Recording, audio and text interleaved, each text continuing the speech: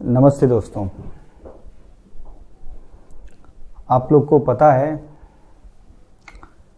इस समय जो परिस्थिति है हिंदुस्तान में चल रही है, भारतवर्ष में चल रही है, हम लोग इस वक्त चाइना से जूझ रहे हैं। पाकिस्तान आज़ादी के बाद से हमारे पीछे लगा हुआ है, कई बार बेवजह जंग छेड़ी है उसने। और ये दो परिस्थिति हमेशा सामने खड़ी रहती है, एक तरफ चाइना, एक तरफ पाकिस्तान। वो तो ठीक है, लेकिन उससे सबसे बड़ी समस्या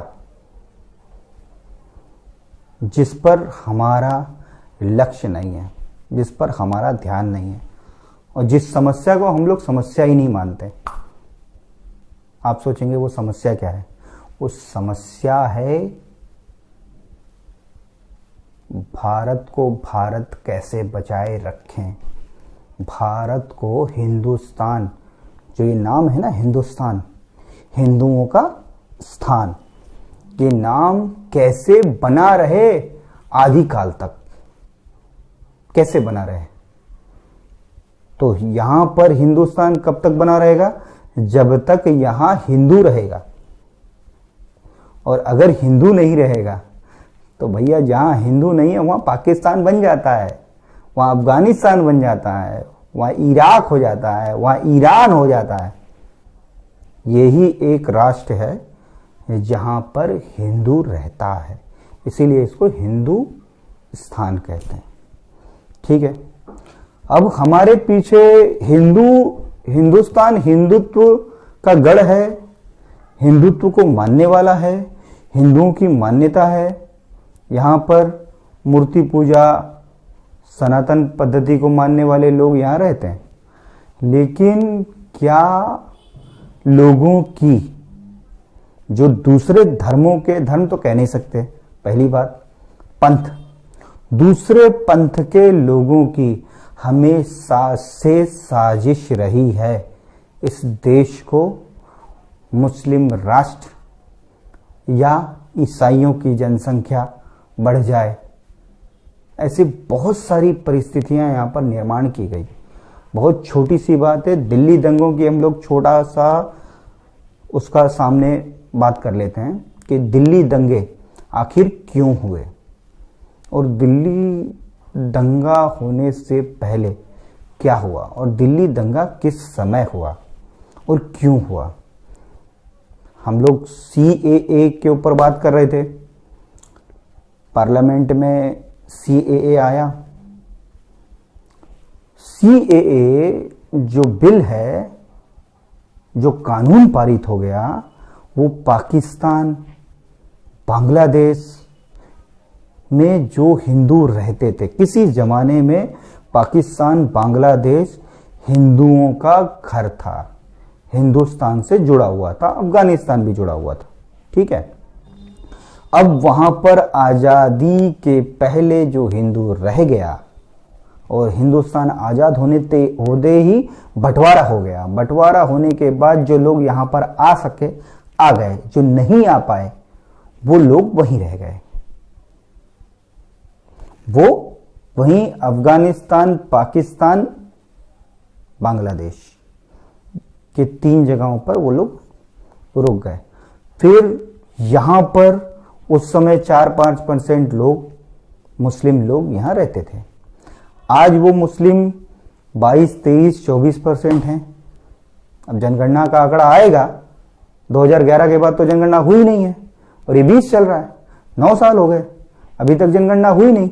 जब जनगणना का आंकड़ा आएगा तब एक्चुअल फिगर अपने को पता चलेगा कि आखिर कितनी बड़ी। और हिंदुस्तान में मुसलमानों की जनसंख्या, कुछ लोग कहते हैं 25%, कुछ लोग कहते हैं 18%, अप्रोक्सीमेटली हम लोग ये पकड़ के चलते हैं कि करीब करीब 35 से 40 लाख, 40 करोड़ मुस्लिम यहाँ पर रहते हैं। और हिंदू कितने रहते हैं? करीब करीब 100 करोड़। ठीक है, करीब करीब 100 करोड़ हिंदू रहते हैं। हिंदुओं का देश है ये। 40 करोड़ और 100 करोड़ के बीच में लड़ाई है। ये लड़ाई दिखती नहीं है, कोई किसी सड़क पे लड़ता हुआ नहीं दिखाई देता है, लेकिन ये विचारधारा की लड़ाई है। ये लड़ाई आज से नहीं चल रही है। ये लड़ाई जब पहली बार यहां पर इन्वेडर लोग आए, आक्रांता जिसको कहते हैं हमारी भाषा में, आक्रांता यहां पर आए, तब से ये लड़ाई शुरू हुई और ये सतत चालू है। और जब तक यहां पर हिंदू, वो लोग ये चाहते हैं कि इसको पूरा दारुल हरब बना दें, यानी कि पूरा मुस्लिम राष्ट्र हो जाए। कैसा होना चाहिए? ये देश हिंदुओं का है ना, हमने बंटवारा हो गया, उनको दे दिया ना, फिर भी वो यहां रुक गए। अब उनकी नजर इधर भी है, तो क्या ऐसा होना चाहिए? नहीं होना चाहिए। एक मात्र एक देश है पूरी दुनिया में हमारा, लेकिन आज वो धर्मशाला बन गया है। कोई भी आओ, कोई भी जाओ, एनआरसी नहीं करने देंगे। क्यों नहीं करने देंगे भाई? पूरी दुनिया में सब जगह एनआरसी होती है, हर देश एनआरसी करता है। अपना सिटीजन चार्ट बना के रखना क्या उस गलत है क्या? लेकिन बोले नहीं करने देंगे। क्यों? उससे उनकी जितनी पोल पट्टी है वो बाहर आ जाएगी। कितने लोगों को अपने लाभ के लिए, जो छुटभैया नेता होते हैं, जो स्टेट के नेता होते हैं बॉर्डर के नजदीक के, उन्होंने इनके साथ साठगांठ, है वो हिंदू नाम के, उन्होंने अपनी राजनीति की रोटी सेकने के लिए ऐसे लोगों को मदद किया और उनको सेट कर दिया। अब जैसे ही सिटीजन चार्टेड आप लागू करोगे, पूरे देश में एनआरसी होगी, तो सबकी पोल पट्टी बाहर आ जाएगी कि भाई कितने बाहरी लोग यहां रहते हैं। बाहरी लोग अगर हम लोग ढूंढ के भी निकालें तो मैं गारंटी देता हूं कि आप नहीं निकाल पाओगे देश से बाहर किसी को। देश से बाहर अगर समझ लो हम लोग ने मान लिया कि 2 करोड़ लोग, 2 करोड़ तो नहीं है, अंदाजा 11 से 12 करोड़ लोग हैं जो आ गए हैं, अंदाजा, ठीक है। लेकिन अगर मान लेते हैं कि 2 करोड़ लोग भी इस देश में, बाहर के देश के बिना इजाजत आए हुए लोग यहां पे हमने ढूंढ के निकाल लिया, और वो सारे कौन लोग होंगे? वो सारे के सारे मुसलमान लोग होंगे, ठीक है, जो बांग्लादेश से आए होंगे, जो पाकिस्तान से आए होंगे। या पाकिस्तान से तो मुश्किल ही है, क्योंकि जैसे ही हम लोग आजाद हुए, 2 टुकड़े हुए, उसके बाद उनसे लड़ाई चले, तो मुझे ऐसा लगता है कि बहुत मुश्किल है कि पाकिस्तान से कुछ लोग निकले। लेकिन ज्यादा से ज्यादा संख्या बांग्लादेश की हो सकती है, जो बांग्लादेशी मुसलमान म्यांमार इधर उधर से घुस के आ गए हैं और वो सेट हो गए हैं पिछले 25-30 साल से। अब ऐसा अगर हम लोग 2 करोड़ लोगों को निकालने की कोशिश करें तो निकालेंगे, दंगा हो जाएगा। जैसे दिल्ली दंगे, फिर वापस आता हूं मैं दिल्ली दंगे पे। दिल्ली दंगे का जो इतिहास है, जो दिल्ली दंगा हुआ, वो इसीलिए हुआ ना ताकि सरकार घबरा जाए, सरकार घबरा जाए, ऐसी ही इस तरह की कोई कार्रवाई नहीं कर ले। मोदी सरकार को डराने का ये काम था, है ना। लेकिन क्या डरी? ये सवाल है, जरा बैठ के शांति से सोचना, क्या मोदी सरकार डरी है क्या? इस बात को हम लोग थोड़ा स्टॉप करते हैं, इस पे आप अपना विचार रखना कि डरी है या नहीं डरी है। इस टॉपिक को हम लोग साइड में छोड़ते हैं, इस पे दोबारा आऊंगा मैं। अब बात हिंदुत्व की। हिंदुस्तान, हिंदुओं का स्थान कैसे बना रहेगा? ये दारुल हरब नहीं होगा। गजवाए हिंद का नाम सुनते हो? आजकल बहुत ज्यादा न्यूज में आता है गजवाए हिंद, गजवाए हिंद, गजवाए हिंद, ठीक है ना। उनको गजवाए हिंद करना है, तो उनको करने दो गजवाए हिंद। हम लोग बात करते हैं अखंड भारत की, अखंड हिंदू राष्ट्र की, जो आज से 1500 साल पहले हिंदू राष्ट्र था, हमारा देश था। जम्बू द्वीपे भरतखंडे, जो हमारा भरतखंड है वो था, उसको कैसे हम लोग पूरा करेंगे? उसके लिए बहुत बड़ा रोड मैप है, लेकिन आम आदमी को इसके पीछे कुछ करना नहीं है, उसको सिर्फ छोटा सा काम करना है। जितनी भी हमारी किताबें हैं इतिहास की, जो सही मायने में किताबें हैं और हमारे धर्म की किताबें हैं, उन पे ध्यान देना है कि उसमें लिखा क्या है और वो क्या बताता है हमें, वो क्या शिक्षा देता है। हमारे साथ साथ हमारे बच्चों को उसकी शिक्षा देना, उसके लिए प्रेरित करना है।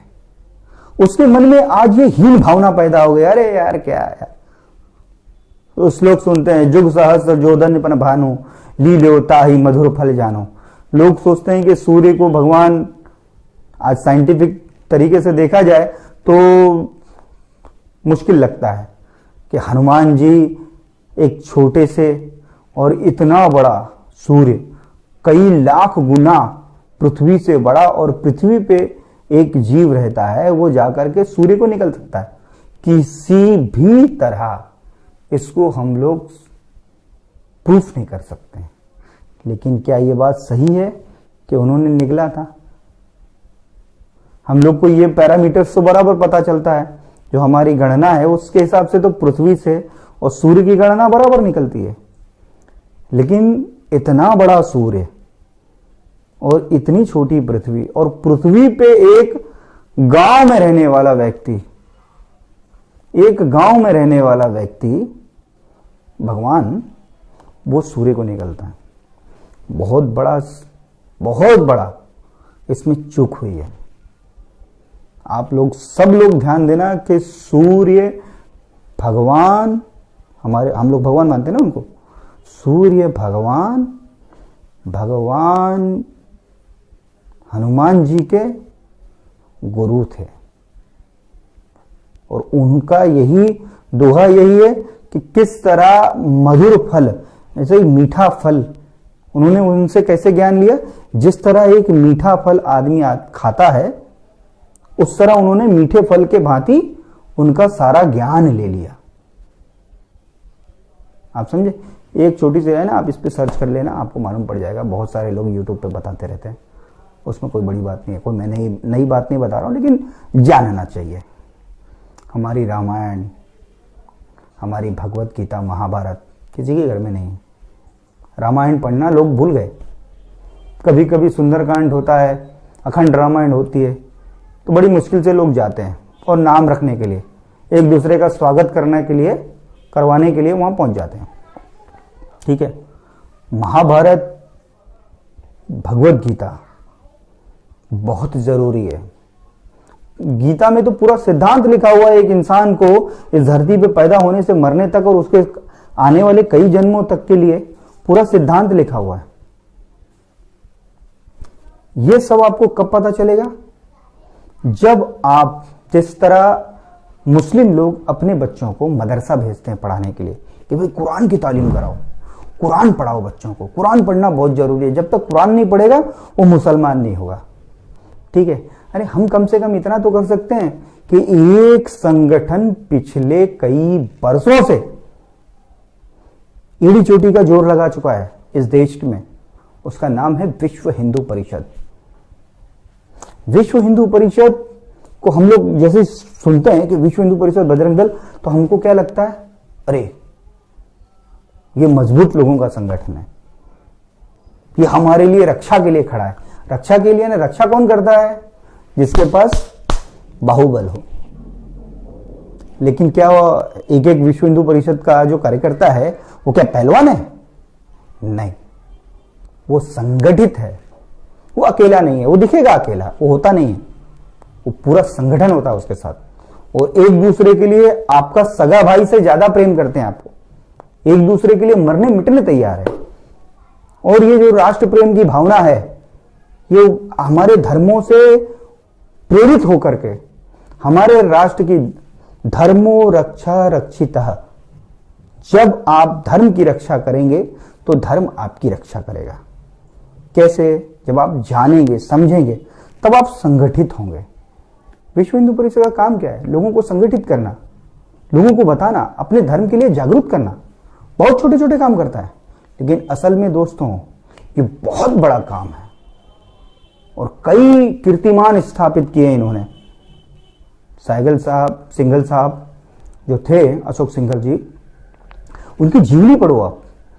एक एक कार्यकर्ता, जो छोटे से छोटा कार्यकर्ता है विश्व हिंदू परिषद का, उसके बारे में जानो क्या बलिदान दिया और किस लिए दिया? दंगा करने के लिए, लोगों को आपस में लड़ाने के लिए, इस देश की रक्षा करने के लिए, धर्म की रक्षा करने के लिए। मेरा बहुत आग्रह है आप लोगों से भैया कि एक बार जरूर कि वीएचपी अपने कंप्यूटर में मोबाइल में डालो और उसको सर्च करो कि आखिर वीएचपी करता क्या है, विश्व हिंदू परिषद क्या है, उसके बारे में जानो तो सही, समझो तो सही।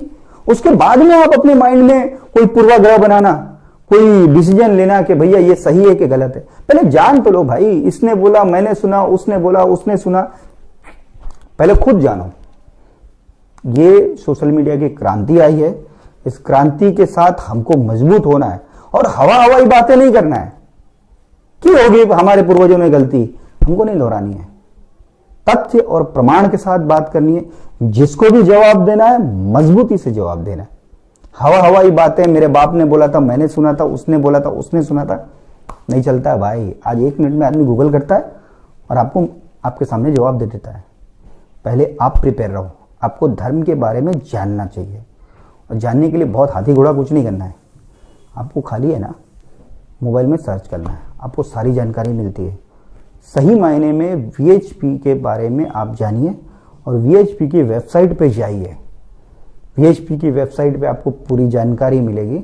आप जुड़िए तो सही, एक कदम आप हमारी तरफ बढ़ाइए, हम आपकी तरफ 100 कदम बढ़ाएंगे, क्योंकि हम लोग बहुत हैं।